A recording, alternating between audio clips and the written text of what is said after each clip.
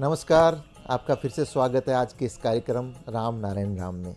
जैसा कि पिछले एपिसोड में हमने एक टॉपिक लिया था कि ईश्वर, भगवान और देवता, ये इनमें क्या फ़र्क है, ऐसा एक प्रश्न दर्शकों की तरफ से हमारे पास आया था। क्योंकि इन शब्दों को लेकर के समाज में और जीवों में बहुत कन्फ्यूजन है। कोई किस चीज़ को मान करके चलता है, कोई किस चीज़ को मान करके चलता है, और शब्दों की ही लड़ाई है। पूरे विश्व में शब्दों की ही लड़ाई है। वो कहता है मेरा ये बड़ा, मेरा भगवान बड़ा, मेरा ईश्वर बड़ा। तो पिछले एपिसोड में जैसे ईश्वर की व्याख्या की कि ईश्वर निराकार है, सब कुछ मिला करके ईश्वर है, तो वो प्रथम पायदान है। इसी चीज़ को मैं आगे बढ़ाता हूँ कि दादा, जो ये एपिसोड में अपन ने चर्चा करी कि ईश्वर निराकार है, सब कुछ मिला करके ईश्वर है। अब उसका जो दूसरा पायदान है, सेकंड स्टेज है, उस पर आते हैं जितने भी ग्रह नक्षत्र, 33 डिपार्टमेंट्स, जिसको लोग 33 कोटि बोलते हैं। कोटि का मतलब होता है प्रकार। इसमें हमारे पंचमहाभूत आ गए, नक्षत्र आ गए, आपके वसु आ गए, यम आ गए, ये कुल मिलाकर के 33 डिपार्टमेंट्स हैं। ये इस प्रकृति जब से बनी सृष्टि, तब से वो अनवरत रूप से अपना काम करते हैं। इस सृष्टि को चलाने में उनका पूर्ण योगदान है। इसलिए उनको कहा जाता है देवी और देवता।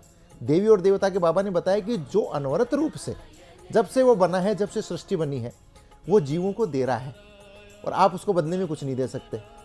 उसका अर्थ है देवता या देवी, जिसमें मैंने 33 डिपार्टमेंट्स बनाए। यहाँ पर भी किसी भी धर्म और संप्रदाय का कहीं पे भी इनको बांट नहीं सकते आप। सूर्य को कैसे बांटोगे, चंद्रमा को कैसे बांटोगे? हर जीव को बराबर उसी रूप में वो लालन पालन करते हैं। पानी को कैसे बांटोगे, अग्नि को कैसे बांटोगे? नहीं बांट सकते। तो यहाँ पे भी लड़ाई नहीं है। हर आदमी समझता है इस चीज़ को, हर जीव समझता है, हर जाति समझती है, हर धर्म समझता है, हर संप्रदाय समझता है।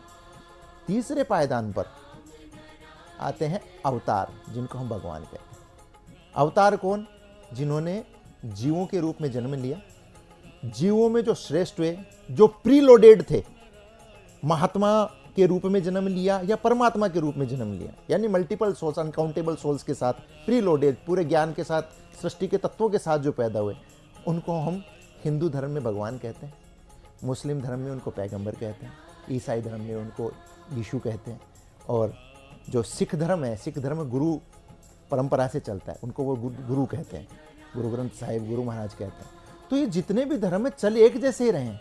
यहाँ पर आकर के अपने अपने धर्म को श्रेष्ठ बनाने की समाज में प्रतिस्पर्धा रहती है, जहाँ से ये टकराव पैदा हो। तो ज़्यादा फर्क नहीं है।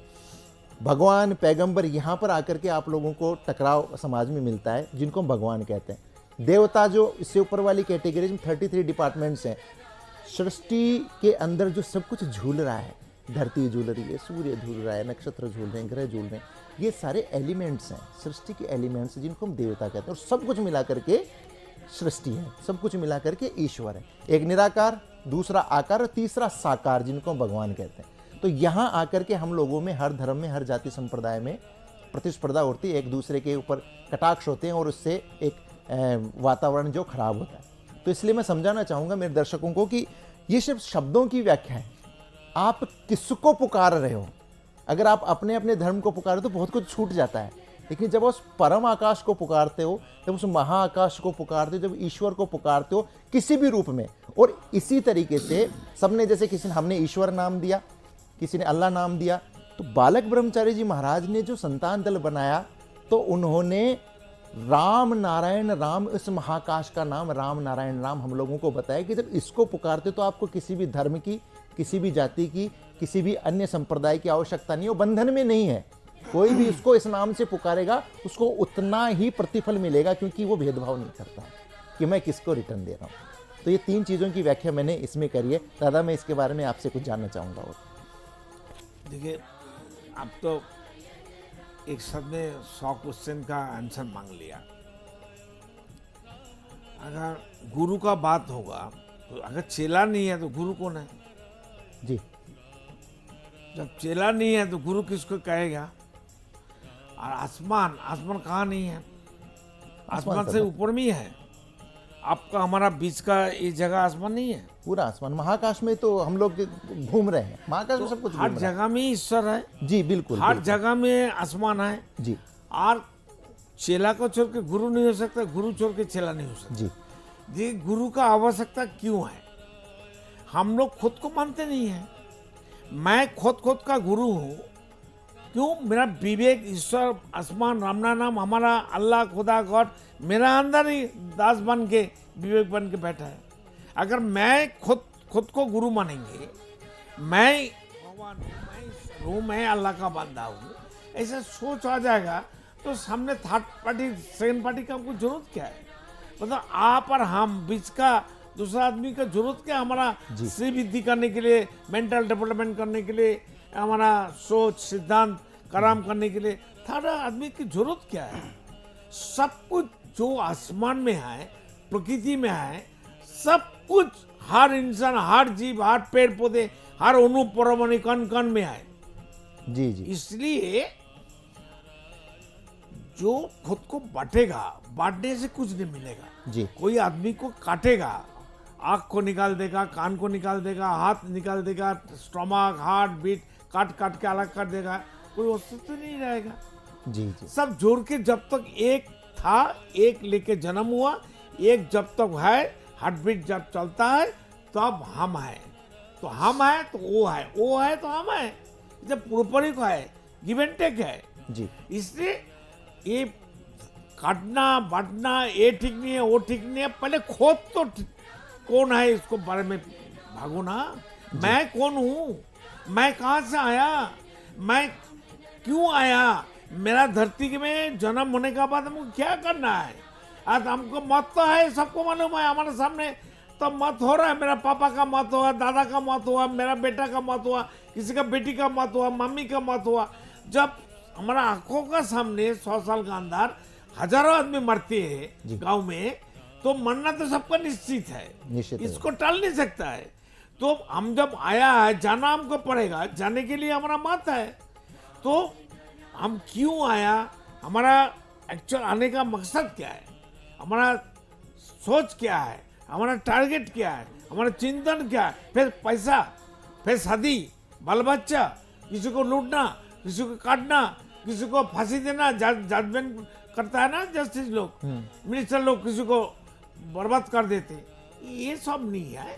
एक जोट था, एक परिवार था, एक संप्रदाय था, इसको काट के हम हमारा दुश्मन बन गए। अगर हमारा शरीर को काटेंगे तो हमारा खुद का ही अस्तित्व नहीं रहेगा।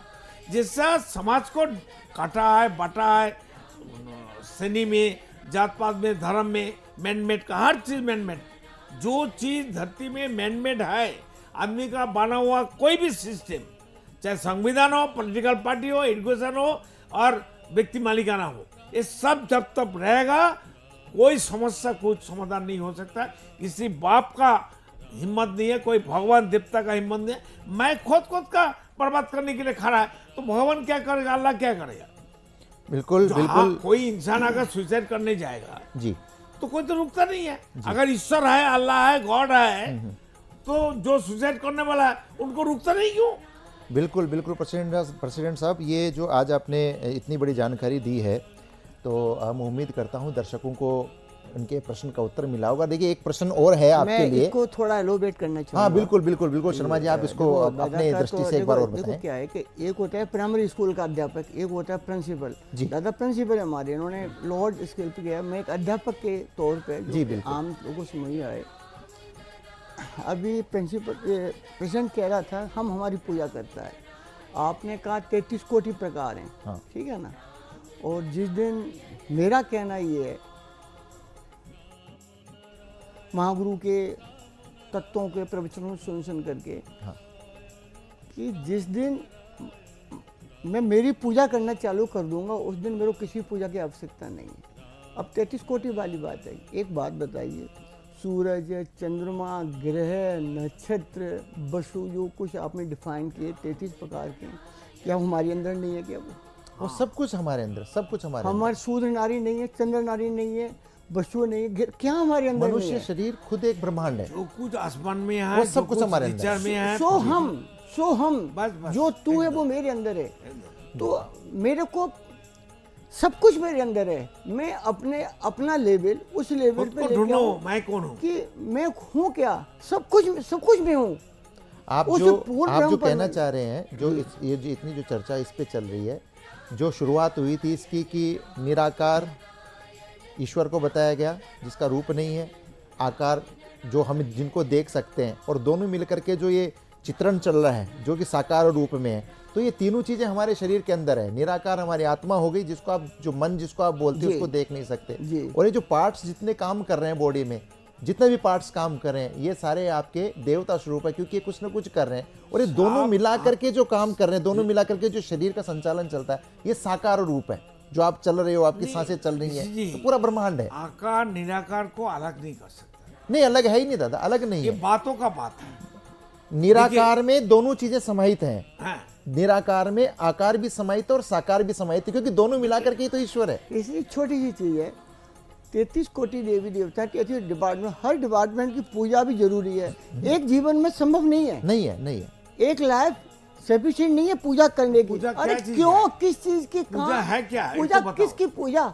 इसीलिए तो बालक ब्रह्मचारी जी महाराज ने सभी पूरे ब्रह्मांड को मिला करके सारा हम लोगों को, तेरे अंदर है ना। सबको लेकर के और उसको तो खुद समाहित की किया। हरि हो के हरि के बचता है ना जी। तो खुद की पूजा कर, हरि मानना। तू जिस दिन अपने आप हरि मानेगा, तेरे विकार के अंदर रहे होगा, बचेगा ही नहीं ना।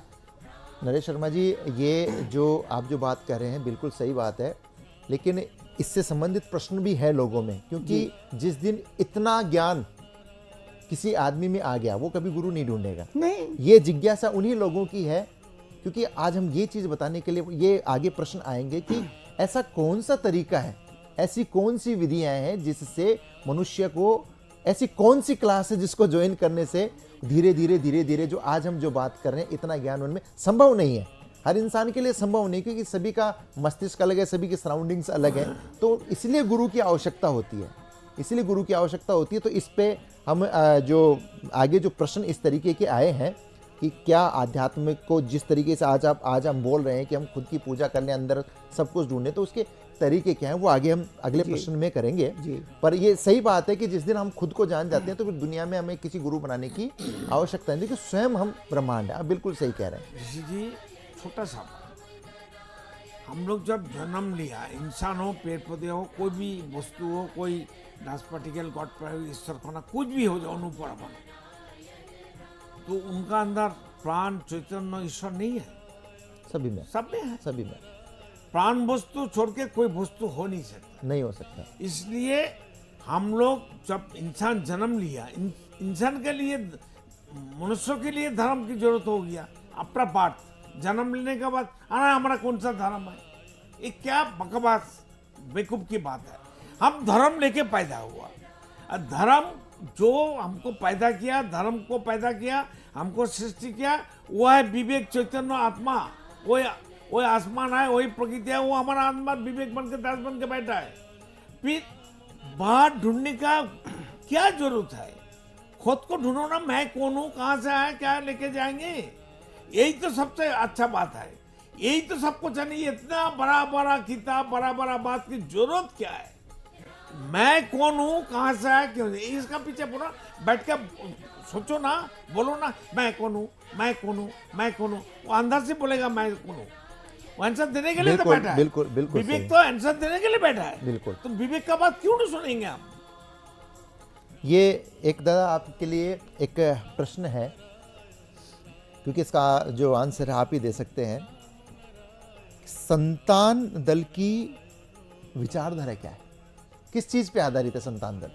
धरती में एक माता पिता छोड़ के कोई समाज का कोई इंसान को, प्राणी को, जीव को, कोई वस्तुत्व को, पार्टिकल्स को संतान नहीं कहती है। संतान आसमानी कहती है। ये सब हमारा संतान। उनका विचारधारा देखिए ना, अनगिनत तारे नक्षत्र आसमान में पैदा हुआ, सृष्टि उसने किया और गोद में लेके बैठा है।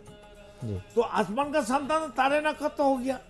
तारे नक्षत्र से हमारा स्टेप बाय स्टेप हमारा जन्म हो गया। सभी यूनिवर्स का हर चीज मिला के हमारा एक नया रूप है। ये नया रूप हमारा माता पिता ही सब बोलता मेरा संतान है, और दूसरों को माता पिता, हमको संतान नहीं कहती है। जी। लेकिन हमारा गुरु कहती है जो कुछ आसमान में है, जो कुछ नेचर में, प्रकृति में है, जो कुछ सब कुछ हमको दिखाई देता है, मिलता है, सब आसमान का संतान है। वही हमारा माता, वही हमारा पिता है। ये चिंतन, ये सोच, देखो ना आसमान का तरफ कोई देखता नहीं है जी, चिंतन नहीं करता है। अनगणित तारे नक्षत्र, अगर तारे नक्षत्र तो नहीं होता तो आसमान का कोई वैल्यू नहीं रहता। आसमान बोल के कोई चीज है, आसमान जो राम नाम है कोई नहीं कहने वाला है, लेकिन गुरु कहती वही तुम्हारा असली पिता माता है, वही राम नाम है। क्यों? अनगणित कभी जिंदगी में कोई इंसान लोग, मनुष्य लोग काउंटिंग करके नहीं बताने से कहा आसमान में how many star, how many तारे ग्रह नक्षत्र है। कोई विज्ञानी, कोई साइंटिस्ट, कोई चार्टर्ड अकाउंटेंट, कोई नोबेल विजयी बताने सकेगा कितना स्टार, नक्षत्र, नक्षत्रपुंज जो है, कितना गैलेक्सी है, वो कितना बड़ा है, उनका आधार से हम कितना छोटा है। और इतना तारे नक्षत्र आसमान में है तो आसमान कितना बड़ा है, सोचो ना। एक दफे तो सोचो, वन टाइम तो सोचना चाहिए, चिंतन करना चाहिए जे एक धरती का आधार से हम कितना छोटा है। तो इस धरती से लाखों गुण बड़ा एक एक स्टार, एक एक सूरज है, नक्षत्र है। तो इतना अनगणित तारे नक्षत्र एक दूसरे से हजारों हजारों माइल दूरत्व है, और इतना बड़ा बड़ा जब पैदा हुआ, सृष्टि हुआ तारे नक्षत्र, अभी जो बड़ा बड़ा दिखाई देता है, साइंटिस्ट बताता है, दूरबीन उनके जंतु हमको बताता है, तो पहले इतना बड़ा बड़ा तो जन्म नहीं लिया, ये तो अणु से भी छोटा जन्म लिया। एक बीज कितना छोटा होता है, वटवृक्षों का बीज ये कितना छोटा होता है, और कितना बड़ा बाद में पेड़ बन जाता है जी। तो आसमान कितना बड़ा है, ये चिंतन मनुष्य क्यों नहीं करते हैं? तो जो विचारधारा, संतान दल की जो विचारधारा है, जिसके बारे में अभी शंकर सरकार ने बताया, इस पे और आगे इस पे और ज़्यादा दर्शकों को सरल रूप में समझाने के लिए मैं नरेश शर्मा जी को से चाहूँगा कि वो इसके बारे में कुछ बताएं। लेकिन ये साम्यवाद क्या है, इसको सरल शब्दों में जानने के लिए आपको इंतज़ार करना पड़ेगा अगले एपिसोड का। तब तक के लिए राम नारायण। राम। आप देख रहे हैं हमारा खास कार्यक्रम राम नारायण राम शंकर सरकार जी के साथ राम नारायण रामशाह। यह एक महाध्वनि और बीज मंत्र है। यह सभी समस्या का संपूर्ण समाधान है। आप लोग इन्हें अपना के देखिए, मन और दिल में क्या प्राप्त हो रहा है। इस कार्यक्रम का विशेष उद्देश्य इसका प्रचार और प्रसार के साथ ही प्रत्येक मनुष्य की मुक्ति का मार्गदर्शन है, और यह आपके दिल की बात है। इस मार्ग पर पुण्य और मुक्ति निश्चित है। इस कार्यक्रम के माध्यम से संतान दल द्वारा चलाए जा रहे श्रेष्ठ सेवाओं से जुड़कर सबके कल्याण के लिए इस नए कार्य का हिस्सा बन सकते हैं, और वृद्धाश्रम, गौशाला, गरीब और वंचित बच्चों की शिक्षा का भी सहयोग और समर्थन कर सकते हैं। संतान दल सबका एक ही परिवार है।